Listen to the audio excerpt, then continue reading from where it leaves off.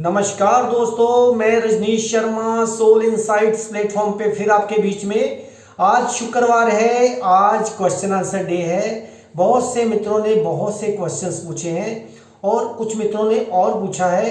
Corona को लेकर तो है ही, साथ में आजकल डेंगू की मार बहुत चल रही है। क्या ये भी ग्रहों से कनेक्टेड है? देखिए, ग्रहों के बिना कुछ भी पॉसिबल नहीं है। परमात्मा ने क्या किया हुआ है, सारे प्लैनेट्स की ड्यूटी लगा दी है। खुद नहीं कर रहा, सब प्लैनेट्स के थ्रू ही काम हो रहे हैं। जैसे कि अभी डेंगू की मार पड़ रही है। डेंगू से बचने के लिए सबसे बड़ी प्रिकॉशन याद रखिए। कोरोना के लिए मैंने पहले भी बोला था, मुंह पे मास्क लगा के जाएं। और डेंगू के लिए फुल बाजू की शर्ट्स पहने, चाहे वो फीमेल हो चाहे मेल्स हो। उससे क्या होगा, आपको डेंगू से काफ़ी बचाव रहेगा, डेंगू के मॉस्किटो से काफ़ी बचाव रहेगा। और एक घर में साफ पानी बिल्कुल ना रखिए, पानी को स्टोरेज मत कीजिए। तो सबसे बढ़िया यही है। और शहद खाइए, बिना कुछ खाए सुबह शहद खाइए, ना डेंगू होगा ना कोरोना होगा। लेकिन प्रिकॉशन जरूरी है। प्रिकॉशन यही है, फुल बाजू फुल स्लीव की शर्ट्स और मुंह पे मास्क। तो चलिए शुरुआत करते हैं क्वेश्चन आंसर से। पहला क्वेश्चन पूछा है एक मित्र ने कि वास्तु और ज्योतिष का क्या कनेक्शन है। क्या हम अपने आप खुद ब खुद वास्तु के अकॉर्डिंगली कुछ ना कुछ सेटिंग कर सकते हैं, अपने घर में कुछ ना कुछ चेंज ला सकते हैं? क्या उसमें ज्योतिष में कुछ नुकसान हो सकता है? उसका ग्रहों का नुकसान होता है अगर हम खुद ही कर लें तो। पहली बात याद रखिए, वास्तु भी सही है और ज्योतिष भी सही है, लेकिन जो मेरी थ्योरी है जिंदगी में वास्तु को सेटिंग करने की, मैं थ्रू एस्ट्रोलॉजी ही करता हूं। एस्ट्रोलॉजिकली ही अगर घर की सेटिंग की जाए तो वो वास्तु से भी 1000 गुना बढ़िया होती है। अपने आप कुछ ना कीजिए, क्योंकि अगर ज्योतिषी को कुंडली अच्छे दिखाकर अपने घर की सेटिंग करोगे तो आपका आने वाला समय बहुत बढ़िया रहेगा, आपके बच्चों के लिए बहुत बढ़िया रहेगा। अब देखिए, हम खुद ही सेटिंग कर लें, मान लीजिए वो प्लेनेट आपकी कुंडली में खराब है, तो वो आपको इमीडिएटली नुकसान कर देगा। वो वास्तु नहीं बताएगा, वो ज्योतिष बताएगा। कई बार देखा गया है, ईस्ट फेसिंग मकान, नॉर्थ फेसिंग मकान भी इतना नुकसान कर जाते हैं जितना कि साउथ वेस्ट वाले भी नहीं कर पाते। तो इसलिए ये सारा कुछ आपके जन्म कुंडली पे निर्भर करेगा। वास्तु भी, अगर आपकी जन्म कुंडली में प्लैनेट सही हैं, उसी के अकॉर्डिंगली वास्तु की सेटिंग हुई है, तो आपको वास्तु कभी जिंदगी में नुकसान नहीं करेगा। ये मेरा अपना एक्सपीरियंस है। मैंने बहुत से घर देखे जो साउथ फेसिंग थे, लेकिन लिखा गया कि साउथ फेसिंग घर खराब होता है, नॉर्थ में सीढ़ियाँ खराब होती हैं, ये खराब होता है। लेकिन उसकी जन्म कुंडली के अकॉर्डिंगली जब देखा गया तो सब कुछ ठीक था, और वो परिवार आज 500 करोड़ का मालिक है। बताइए, हमेशा याद रखिए, ज्योतिष को और वास्तु को साथ साथ लेके चलिए, फिर ही अच्छी तरह सेटिंग होगी। तो इसलिए ज़्यादा वहम मत कीजिए और खुद ब खुद कुछ ना कीजिए। डॉक्टर्स तभी बनाए गए थे ताकि पेशेंट्स को ठीक कर सके, ज्योतिषी तभी बनाए गए हैं ताकि आपकी कुंडली को अच्छी तरह से चेक कर सके। खुद पे खुद कुछ नहीं करना है, नहीं तो उसका नुकसान हो सकता है। अब एक और मित्र ने पूछा है कि आप कहते हैं कि शून्य में रहिए, शून्य में रहिए, तो क्या हमें 24 घंटे अपना मन जो है वो परमात्मा में लगा के रखना है? सबसे पहले सुनिए, जहां तक आपका मन है तहां तक शून्य नहीं है। जब आप मन से पार जाएंगे तभी शून्य में हो सकते हैं। ये नहीं कि परमात्मा की, आप सोचिए परमात्मा की तरफ निरंतर आप कैसे उसका ध्यान लगा सकते हैं? जैसे श्री कृष्ण जी ने गीता में कहा, मेरे को वही पाता है जो निरंतर मेरे को बचता है। निरंतर आप कैसे बच सकते हैं? अगर एक बार राम कहेंगे तो गैप आ गया, फिर दूसरा राम में। सोचिए, जो भी आप कर रहे हैं सबको स्वीकार कीजिए और समर्पित करते जाइए। सबसे बड़ा शून्य में जाने का ढंग यही है। अपने आप को समर्पण कर दीजिए। मुंह से उच्चारण करने से कुछ नहीं होना। मंत्र पढ़ते जाओ, सामने कुत्ता आ गया, कुत्ते की तरफ ध्यान चला गया, दूध उबल गया, दूध की तरफ ध्यान चला गया। नहीं, जो भी कर रहे हो सोचो कि उसी के साथ ही कर रहे हो, परमात्मा ही करवा रहा है। तो फिर आप शून्य में चले जाएंगे और मन से पार जाना है। जहां तक मन है वहां तक संसार है। हमारी 3 अवस्थाएं हैं, पहली तन है, दूसरी मन है, तीसरी आत्मा है। हमें आत्मा तक जाना है, आत्मा से भी पार जाना है, जिसके बारे में मैं फिर कभी डिस्कस करूंगा, जिसको तुरीय अवस्था बोला गया है। पहला है जागृति, फिर स्वप्न, फिर सुसुप्ति, फिर चौथी है तुरीय। तुरीय अवस्था तक जाना है, तुरीय से भी पार चले जाना है।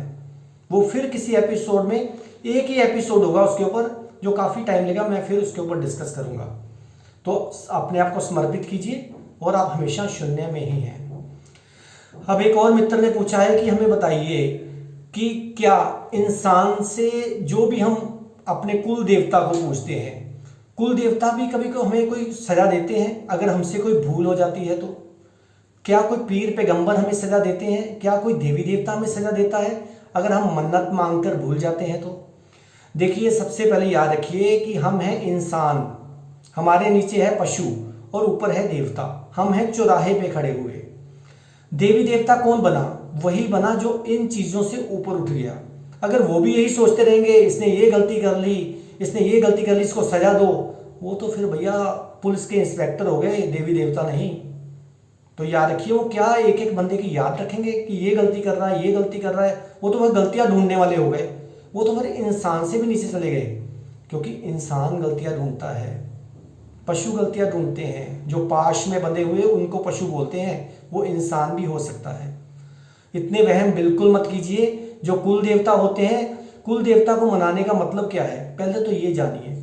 कुल देवता को मनाने का ये कारण है कि उनकी शिक्षाओं को याद रखो। जिस रास्ते पे वो चले थे, सच के रास्ते पे, उस पे चलो। निरअहंकारी थे, आप भी निरअहंकारी हो जाओ। आप कुल देवता को पूज रहे हैं, जी हमने आज ये नहीं करना क्योंकि हमारे कुल देवता का वार है। अरे मेरे भाई, वो वार क्यों बनाया गया? वो इसलिए बनाया गया था ताकि उनकी शिक्षाओं को याद रखो और निरअहंकारी हो जाओ। अहंकार के बिना करो, क्योंकि उन्होंने अहंकार छोड़ा, वो अहंकार से परे गए, तभी तो आपके कुल देवता बने, तभी तो वो पीर पैगंबर बने, तभी तो वो देवी देवता बने। हम बात को पकड़ के बैठ जाते हैं कि नहीं जी हमने ये नहीं करना, शनिवार को बाल नहीं कटवाने, हमारे कुल देवता का दिन है, मंगलवार को ये नहीं करना, हमारे हनुमान जी का दिन है। अरे भैया, उनकी शिक्षाओं को अपनाओ। अगर उनको पाना है तो उनके जैसा बनना है तो उनके जैसा व्यवहार करना पड़ेगा, उनकी जैसे आदतें अपने अंदर लाने पड़ेंगी। ये नहीं कि वो अरे वो रूठ गए, वो रूठ गए। अरे वो रूठते ही नहीं हैं, तभी तो वो कुल देवता हैं, तभी तो वो देवी देवता हैं। रूठता तो सिर्फ इंसान है, सिर्फ इंसान, क्योंकि उसके अंदर कूट कूट कर अहंकार भरा हुआ है, तभी वो रूठता है, छोटी छोटी बात पे रूठ जाता है। तो इसलिए इन वहमों भ्रमों से बाहर आइए, वहमों भ्रमों में बिल्कुल मत पड़िए और अपनी आने वाली पीढ़ी को मत डालिए, उनको बिंदास बनाइए, उनकी शिक्षाओं का पालन कीजिए, ना कि वहमों में पड़िए। चलिए, अब एक और मित्र ने पूछा है कि आज पीछे आपने बोला बुध ग्रह के ऊपर, तो बुध बेटियों से संबंधित है, तो हमें क्या करना चाहिए जिससे हमारा बुध हमेशा के लिए ठीक हो जाए? देखिए भैया, हमेशा के लिए तो कोई चीज़ ठीक होती नहीं है, क्योंकि जो संसार में है वो तो बदलाव में आएगी आएगी, क्योंकि बदलाव ही प्रकृति का नियम है।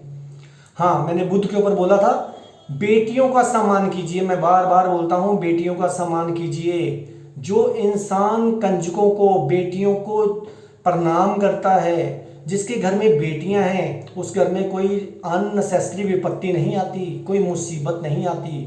अगर आप बुद्ध की इज्जत करते हो, अपनी बेटी की, अपनी बहन की इज्जत करते हो, तो आपकी आने वाली बीवी या कोई भी औरत जहाँ सुख सुविधा, जिसको शुक्र बोला गया है, वो आपकी बढ़िया होती जाएगी।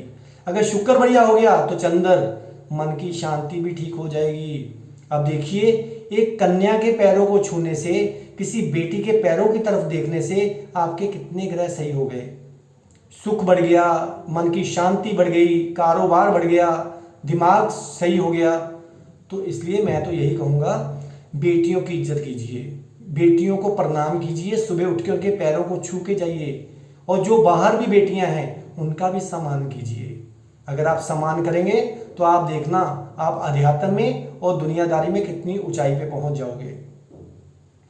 अब एक और मित्र ने पूछा है कि हमें ये बताइए कि कोई एक ऐसा उपाय बताइए जिससे कि सारे के सारे ग्रह शांत होना शुरू हो जाएं। देखिए, उसके लिए हमारे बुजुर्ग करते थे, उसको बोलते हैं गौग्रास। गौग्रास क्या है? गाय के लिए रोटी निकालिए रोज। सबसे पहले रोटी बनाने से पहले गाय के लिए, फिर कुत्ते के लिए, फिर कौवे के लिए। अगर आप 3 जानों को खाना डालते हो तो आपके सारे सुख, कोई उपाय करने की ज़्यादा जरूरत नहीं पड़ेगी। गाय को डालिए, कुत्ते को डालिए और कौवे को डालिए। इससे आपके सारे ग्रह अपने आप ही शांत रहेंगे। ज़्यादा वहमों में मत पड़िए, ज़्यादा उपायों के चक्रों में मत पड़िए। मैं बार बार कहता हूँ, उन ज्योतिषियों को भी कहता हूँ कि भैया 10-10 उपाय मत कराओ। 10-10 उपाय कराने से क्या हो रहा है, हमारा एनवायरनमेंट खराब हो रहा है। सारी दुनिया देखो जाके, कोई गंदगी डाल रही है चलते पानी में, कोई कहीं गिरा रहा है, कोई ज़मीन में दबा रहा है।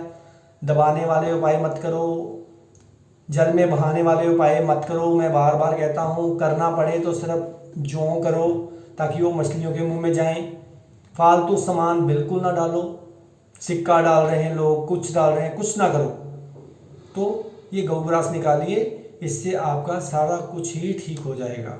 वहमों में बिल्कुल मत पड़िए। मैं बार बार हर एक को कहता हूँ, वहमों में मत पड़िए, अध्यात्म की तरफ जाइए, अपने स्वरूप को पहचानिए। अब एक और मित्र ने एक सवाल पूछा है कि साधु, असाधु और संत में क्या फर्क है।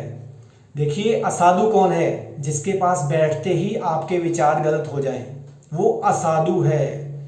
वो साधु कौन है? जिसके पास जाके आपके अंदर धार्मिक विचार पैदा हो जाएं, वो साधु है। और जिसके पास जाके आपके विचार बंद हो जाएं, वो संत है, वो बुद्ध पुरुष है। सबसे ईजीएस्ट मैंने आपको पहचान बता दी है, कहीं ढूंढने की जरूरत नहीं है। आप मान लो आप जानना चाहते हो कि ये संत है भी कि ऐसे ही ड्रामा कर रहा है, तो आप वहाँ जाइए। आपके अपने अगर विचार खत्म हो जाते हैं तो आप संत के पास, संतुलित आदमी के पास बैठे हुए हैं। तो इन बातों से कुछ नहीं होना, चेक कीजिए और फिर अपने आप को बताइए। मैं तो ऐसे क्वेश्चंस के आंसर देता ही रहूँगा। और आप भी अध्यात्म से रिलेटेड सवाल पूछिए, जो भी अध्यात्म से रिलेटेड, ध्यान से रिलेटेड, मेडिटेशन से रिलेटेड पूछिए, तो मैं उसको आपके हर क्वेश्चन का आंसर इसी क्वेश्चन आंसर सीरीज में दूंगा। तो चलिए, आप मेरे चैनल को सब्सक्राइब करते रहिए, सोल इनसाइट्स _RV रजनीश। तब तक आप खुश रहिए, आबाद रहिए, जिंदाबाद रहिए। नमस्कार।